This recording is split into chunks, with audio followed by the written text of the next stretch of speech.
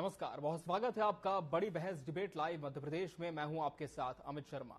बेतवा नदी के उद्गम स्थल जीरी बहेड़ा से जल गंगा संवर्धन अभियान का शुभारंभ हो चुका है। इसके तहत प्रत्येक जिले, विकासखंड और पंचायत स्तर पर जल संरचनाओं की मरम्मत, पर्यावरण संरक्षण और पौधारोपण के लिए जनभागीदारी से गतिविधियां संचालित की जाएंगी। मुख्यमंत्री ने दावा किया है कि नदी जोड़ो अभियान की बड़ी पहल से बुंदेलखंड का संपूर्ण क्षेत्र सिंचित होगा और क्षेत्रवासियों की पेयजल संबंधित समस्या भी हल होगी। आज इसी विषय पर हम चर्चा करेंगे, मगर उसके पहले देखिए इस विषय पर संबंधित हमारी एक खास रिपोर्ट।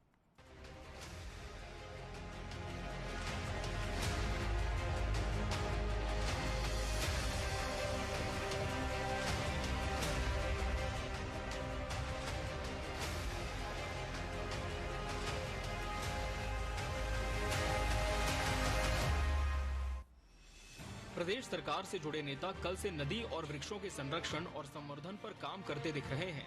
मुख्यमंत्री डॉक्टर मोहन यादव ने नमामि गंगे अभियान में प्रदेशवासियों से सक्रिय रूप से भाग लेने का आह्वान किया है। उन्होंने कहा कि वृक्षों और जल से ही यह वसुधा समृद्ध है, यही जीवन का आधार है।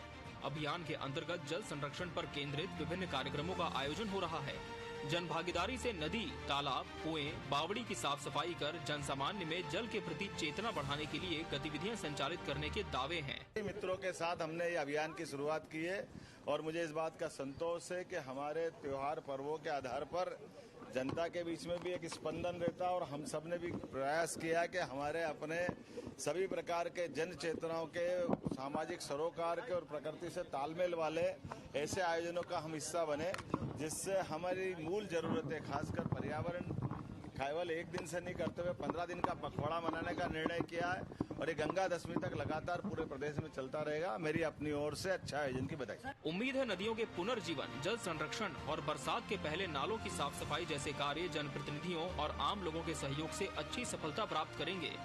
दरअसल जल संरक्षण, पौधारोपण, पुराने नदी, तालाब और बावड़ी जैसे जल स्रोतों के संरक्षण के लिए सरकार और समाज दोनों ही स्तर पर काम होने चाहिए।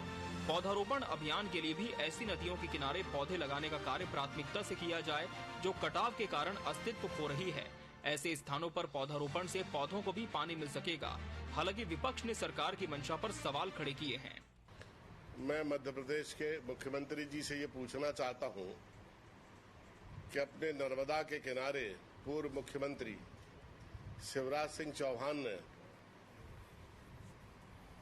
जो पौधारोपण की बात करी थी, करोड़ों पौधे लगाए थे उन्होंने, जनता से ये कहा, और कांग्रेस पार्टी ने सैटेलाइट इमेज उसकी जारी की थी जिसमें एक भी पौधा जीवित नहीं है। तो उन पौधा लगाने में जो करोड़ों रुपए की विपुल धनराशि व्यय की गई वो कहाँ है? पहले जो पौधे लगाए थे वो सब गायब हैं। अब दोबारा पौधे लगाने का कार्यक्रम शुरू हो रहा है।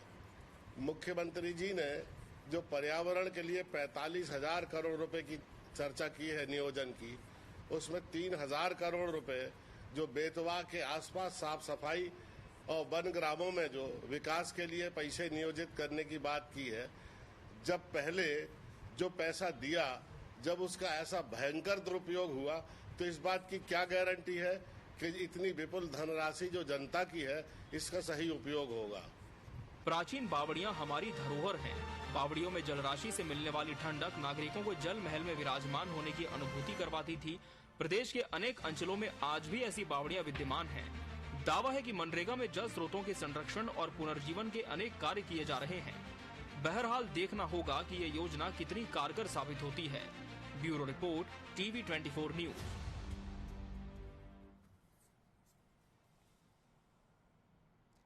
प्रकृति की ओर सरकार का जोर, आज इसी विषय पर हमारी चर्चा होगी और इसके लिए हमारे साथ खास मेहमान भी जुड़ चुके हैं। सबसे पहले उनसे आपको मुखातिब कराते हैं। हमारे साथ बीजेपी से पैनल में अजय धवले जी जुड़े। अजय जी, बहुत बहुत स्वागत है आपका इस चर्चा में। पूर्व कांग्रेस विधायक बैजनाथ कुशवाहा जी पार्टी का पक्ष रखेंगे। बैजनाथ जी, आपका भी बहुत बहुत स्वागत है। वरिष्ठ पत्रकार केएस चैनी जी भी इस चर्चा का अहम हिस्सा है। केएस चैनी जी, आपका भी बहुत बहुत स्वागत है। अजय जी, अब सरकार ने जो जल संरक्षण अभियान में पहल एक तरह से हम कह सकती है की है, इसमें नई बात क्या है जो पिछली पहलों से इसे अलग करती है और कैसे ये एक तरह से सामाजिक और आर्थिक विकास को प्रोत्साहित करेगी? जी अमित जी, प्रथमतः तो मुझे लगता है कि ये जन सरोकार के काम है। निश्चित रूप से देश को आज ऐसे योजनाओं की, ऐसे प्रकल्पों की आवश्यकता है जिससे हम जल संवर्धन कर सके, जल संचय के ओर जनता को जागरूक कर सके और जो भविष्य की आने वाली पीढ़ी है उन्हें हम एक जल समृद्ध भविष्य दे सके। निश्चित तौर पर इस पर प्रश्न उठाए जा रहे कि पहले की भी सरकार ने कुछ ऐसे काम किए थे। ये देखिए, इन कामों के लिए आपको सस्टेनेबिलिटी की बहुत आवश्यकता होती है, क्योंकि एक पौधा लगाना और फिर उसे बड़ा करना, ये इट्स अ बिग टास्क। जिस प्रकार से हम देख रहे हैं कि क्लाइमेट चेंज हो रहा है और ग्लोबल वार्मिंग की एक बड़ी समस्या समूचे विश्व के सामने है, ऐसे में फिर जल संवर्धन के विषय हो, हमारे तालाब बावड़ियों की सफाई का विषय हो, उनकी जल संचय क्षमता बढ़ाने का विषय हो, इस पर मुझे लगता है सरकार के साथ साथ समाज का भी बड़ा महत्वपूर्ण योगदान की आवश्यकता है। माननीय मध्य प्रदेश के मुख्यमंत्री डॉक्टर मोहन यादव जी को हम धन्यवाद देते हैं कि उन्होंने अपनी सरकार की प्राथमिकताओं में पर्यावरण की दृष्टि से, जल संवर्धन की दृष्टि से, उसके साथ साथ जो वैश्विक समस्या है अभी उत्पन्न होने वाली है, क्योंकि हम देख रहे हैं कि इसी मई के महीने में अभी जो हमारी गई है उसमें लगभग ऐसे मध्य प्रदेश में ऐसे एन नंबर ऑफ सिटीज है, एन नंबर ऑफ टाउन है जो लगभग 45 को क्रॉस कर चुके हैं। तो ये हम सबका नैतिक दायित्व है कि पर्यावरण अनुरूप विकास कैसे हो, सस्टेनेबिलिटी के साथ साथ डेवलपमेंट कैसा हो, और ये सारी बातें सरकार के साथ साथ समाज की सहभागिता इसमें कह रहे हैं। जिन लोगों को इन विषयों पे प्रश्न उठाना है वो प्रश्न उठाते ही रहेंगे, लेकिन मुझे लगता है ये राजनीति से परे के विषय हैं। इन सब में पक्ष विपक्ष, समाज की सहभागिता, मीडिया की सहभागिता, इस सबकी सामाजिक सहभागिता से इन विषयों को हमको टेकअप करना है, क्योंकि हमारी जो आने वाली पीढ़ियां है उन्हें एक अच्छा भविष्य कैसे दे सके। भारत जो वसुधैव कुटुंबकम का नारा देता रहा है वो विश्व में एक ऐसा मानक स्थापित कर सके कि हम ग्लोबल वार्मिंग के साथ साथ अपने कार्बन फुटप्रिंट कम करने के लिए कैसे काम कर सके। हमने देखा कि आदरणीय प्रधानमंत्री श्री नरेंद्र मोदी जी के दोनों कार्यकालों में चाहे इंटरनेशनल सोलर अलायंस बनाने की बात हो, या वाटर रिजर्वेशन के लिए नमामि गंगे का जो प्रोजेक्ट चला हो, या फिर हम देखेंगे कि देश में पर्यावरण अनुकूल अनेकों परियोजनाएं जिन्होंने लाई, जिसमें ये सारे विषय ऐसे हैं जो आज समाज की आवश्यकता है, आज सरकारों की आवश्यकता है और आज विश्व की आवश्यकता है। तो इन सभी बातों पे मुझे लगता है राजनीति नहीं होनी चाहिए। ठीक है बैजनाथ जी, बीजेपी कह रही कि ये तो निश्चित तौर पर हम सभी जानते हैं कि जन सरोकार से जुड़ा हुआ विषय है, इसमें राजनीति नहीं होनी चाहिए, लेकिन आपकी राय में क्या लगता है कि सरकार के ये जो कदम है, सरकार का ये जो अभियान है वो काफी है, या इससे इतर भी हमें कुछ और बातों पर ध्यान देने की आवश्यकता है? क्या कहती है पार्टी आपकी? सरकार ने जो कदम पर्यावरण संरक्षण का वो महत्वपूर्ण मुद्दा है जी, और ये मतलब राजनीतिक दलगत राजनीति से हटकर के पूरे प्रदेश और पूरे देश की आवाम इससे जुड़ी हुई है। प्रकृति सबको हवा, पानी, ये सब प्रकृति उसका संरक्षण करके हम सब लोगों को वो जीवन देती है। अगर प्रकृति नहीं है तो हमारा जीवन भी बेकार है। दिनों दिन पेड़ काटे जा रहे हैं, नदियों का दोहन किया जा रहा है, पानी खींच करके 24 घंटा रात दिन पानी चल रहे हैं, बेस्ट पानी जा रहा है। ये सब पे रोक लगनी चाहिए, नहीं आगे आने वाला समय इतना खतरनाक होगा कि लोग एक एक बूंद पानी के लिए तरसेंगे, ऑक्सीजन के लिए तरसेंगे। निश्चित तौर पर सरकार का ये कदम बहुत सराहनीय है, लेकिन इसमें हमारा ये कहना है कि कहीं ये भ्रष्टाचार की भेंट ना चढ़ जाए। मामला केवल इस बात का है कितना पैसा इसके लिए सरकार ने बजट में रखा है, कितना पैसा खर्च किया जाएगा, किस तरह से किया जाएगा, उसको सही दिशा में अगर खर्च किया जाए तो ये एक बहुत अच्छा और सराहनीय कदम है। ये पहले राजा महाराजा बावड़ियां खोदते थे, तालाब बनवाते थे और कुएं लगवाते थे, बागीचे लगवाते थे, जंगल लगवाते थे, और ये सरकार को करना चाहिए। ठीक है के सैनी जी, इस बार का जो अभियान है सरकार, क्या इसमें कोई नई बात आप देख पाती हैं जो पिछले अभियानों से इसे थोड़ा सा अलग करता है, और किस तरह के कदम सरकार को लेने की आवश्यकता है ताकि ये जो अभियान शुरू होते हैं ये अपने अंतिम मुकाम तक पहुंच सके? अमित जी, ये जो कदम है ये निश्चित रूप पे बहुत अच्छा कदम है, लेकिन मेरा ये कहना है कि जब भी इस तरह की योजनाएं बनती हैं उसका इम्प्लीमेंटेशन लास्ट स्टॉप तक होना चाहिए। ये नहीं कि हमने पेड़ लगा लिया, 10-15 दिन काम किया, फोटो ऑप हो गया, फोटो ऑप के बाद वो पौधों को भूल जाते हैं। और ये पहले देखा, इसमें करोड़ों रुपए लगते हैं, और मेरे ख्याल से जैसे जनशक्ति वो डिपार्टमेंट बनाया था, इसमें कई डिपार्टमेंट काम करते हैं। नदी जो इरिगेशन का डिपार्टमेंट अलग है, फॉरेस्ट डिपार्टमेंट अलग है, तो हर डिपार्टमेंट को आप एक साथ वो करें, कंपाइल करें और सबका अपना अपना वर्क जो है वो एक साथ करें, तो उससे क्या होगा कि मतलब एक तरह से एक यूनिफॉर्मिटी होगी, कोई कुछ कर रहा है, कहीं कुछ हो रहा है, कहीं रुक जाता है। एनवायरमेंट एक ऐसा चीज है जो आज के तारीख में सबसे इम्पोर्टेंट है। सारे मैनिफेस्टो, मुझे तो बोलती हूँ जो पार्टीज है वो अपने मैनिफेस्टो निकालती है, मैनिफेस्टो में ही एक मुद्दा होना चाहिए। जिस तरह से पर्यावरण के हालत हो रही है आज, जिस तरह से टेम्परेचर बढ़ रहा है और आने वाले समय में जो हालत होने वाली है, उसको देख के हमें, हमारे भारत एक ऐसा देश है जहाँ पे बहुत सारी नदियां हैं और पानी का स्रोत बहुत ज्यादा है, लेकिन हम उसे रेन वाटर कंजर्वेशन जो है उसके ऊपर तो कोई चर्चा ही नहीं करते। रेन वाटर जो है वो जितना है वो बह जाता है, उसको हम कैसे संरक्षण करेंगे? पेड़ों को ज्यादा लगाने की जो बात है, उस पे अगर सिर्फ पौधा लगा देंगे और उसके बाद उस पौधे को छोड़ देंगे तो अपने आप नहीं बढ़ सकता है। उन पौधों का संरक्षण, उसका सुरक्षा करना बहुत जरूरी है कि जानवरों से, इंसानों से, सबसे बचाना है उसे, और उसके बाद उसको खाद पानी बराबर समय पे मिलना है। तो ये एक कंटिन्यूस प्रोसेस है और कहीं ना कहीं मुझे लगता है कि ये एक समय, जैसे बारिश शुरू हुई तो हमेशा ये चालू हो जाता है, ये एक मुहिम चालू होता है कि हमें नदियां साफ करनी है, पेड़ पौधे लगाने हैं, लेकिन उसको उस एक सीमा के बाद, उसके बाद सब भूल जाते हैं उस पौधों को। तो जहां तक अगर इसको हमें सही दिशा में ले जाना है तो अंतिम समय तक उसका, जब तक वो पेड़ एक तरह से 3-4 साल तक नहीं बढ़ जाता है, तब तक उसका रक्षा करना जरूरी है। अजय जी, केशचानी जी जो बात कह रही है वो यही आप भी जान रहे हैं कि हम पौधे लगा तो देते हैं, लेकिन कैसे हम उनका पालन पोषण करते हैं, उसकी मॉनिटरिंग कैसे होगी। और साथ ही कांग्रेस ने जो सवाल उठाया कि सरकार की पहल की सराहना तो है लेकिन भ्रष्टाचार नहीं होगा, इस बात की श्योरिटी कैसे लेगी पार्टी? जी अमित जी, देखिए कि ये जो महत्वपूर्ण काम है पर्यावरण संरक्षण का, जिसमें जल संवर्धन है, जिसमें पेड़ लगाने का काम है, जिसमें सस्टेनेबिलिटी के साथ में डेवलपमेंट का, जैसे कि मैंने कहा कि डेवलपमेंट विद सस्टेनेबिलिटी, जिसमें एक ऐसा आधारभूत संरचना का विकास हो जो पर्यावरण मूलक रहे, इसमें मुझे लगता है कि सभी समाज के सभी हितधारकों की एक महती भूमिका की आवश्यकता है। क्योंकि सरकार का काम सिर्फ अगर हम ये समझे कि ये सरकार का ही काम है और सरकार पे ही छोड़ दे, तो ऐसे किसी भी अभियान का पूर्णता संभव नहीं होगी।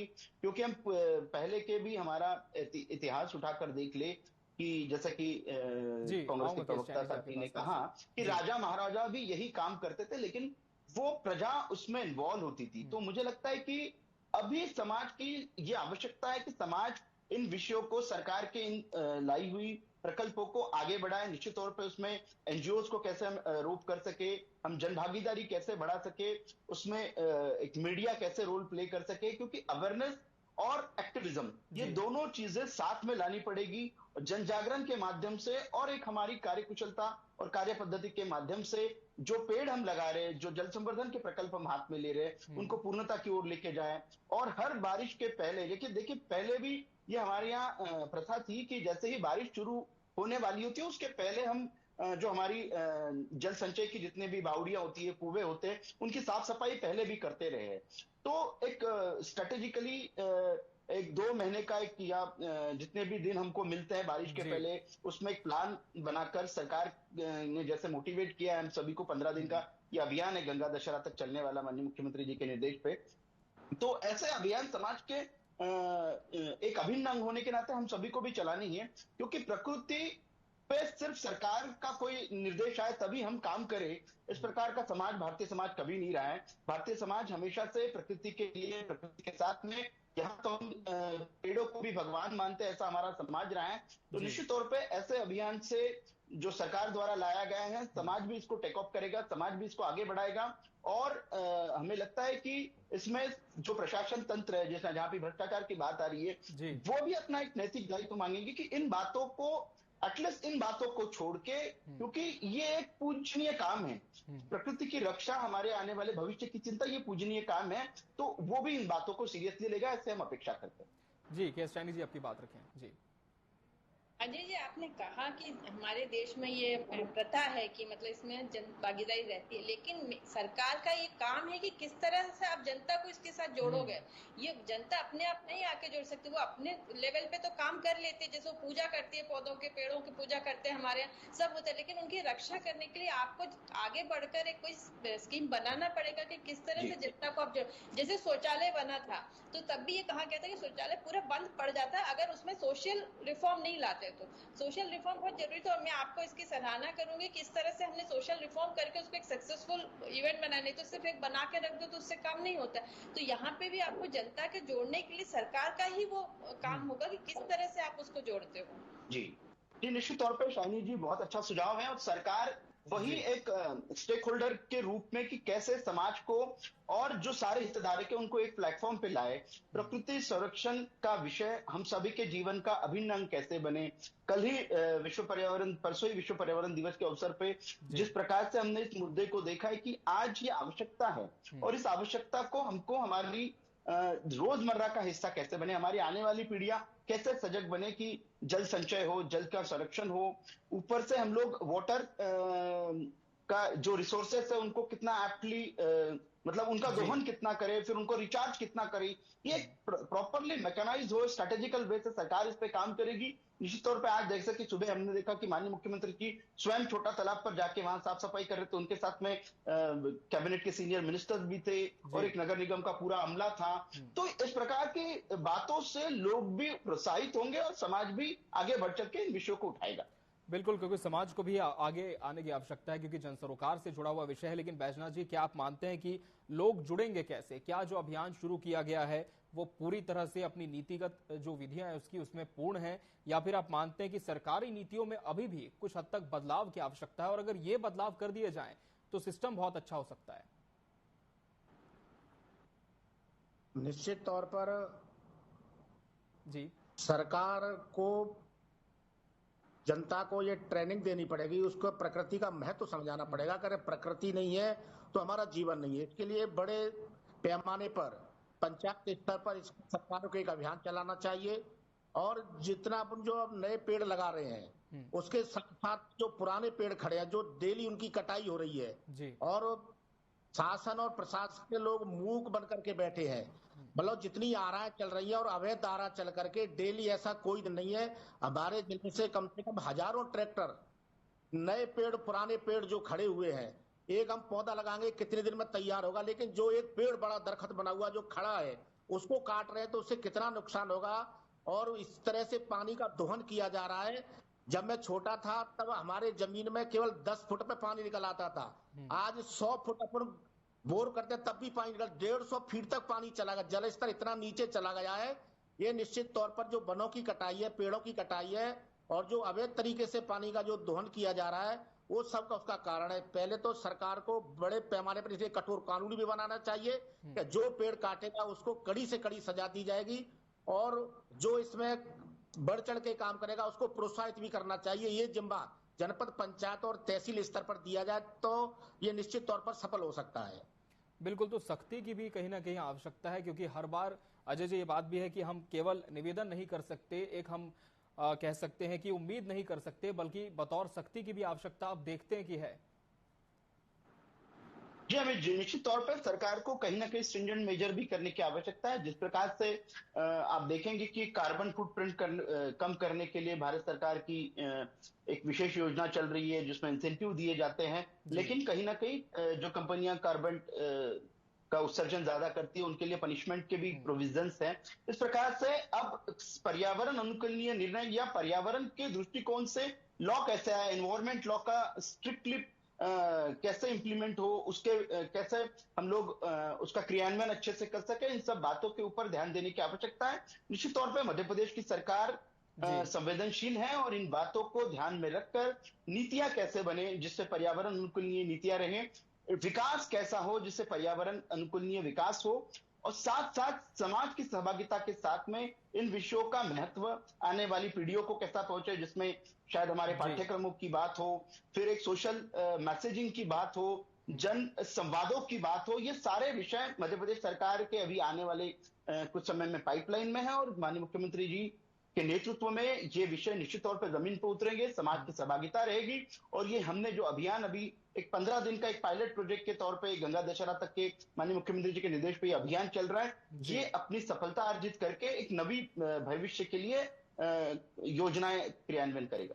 केस चाइनीज जी, आपसे हम ये विषय और गहराई से समझना चाहेंगे कि हमने पहले भी देखा है कि अभियान शुरू होते हैं, लेकिन जैसे कि इस चर्चा में भी मुद्दा उठा कि वो अपनी मंजिल तक नहीं पहुंच पाते। अब तो चुनाव भी खत्म हो चुके हैं, यानी कि जो जनप्रतिनिधियों की व्यस्तता थी वो भी हम कह सकते हैं कुछ हद तक तो जरूर कम हुई है। तो क्या इस बार ये अपेक्षा की जा सकती है कि आगे लगातार इस अभियान की मॉनिटरिंग की जाएगी, लोगों का भी सहयोग मिलेगा? और क्या आप मानती हैं कि जो तमाम नियामक हैं, चाहे हम एनजीटी की बात करें और भी जो कानून है पर्यावरण संरक्षण के लिए, उसका मध्य प्रदेश में पालन होता है सख्ती से?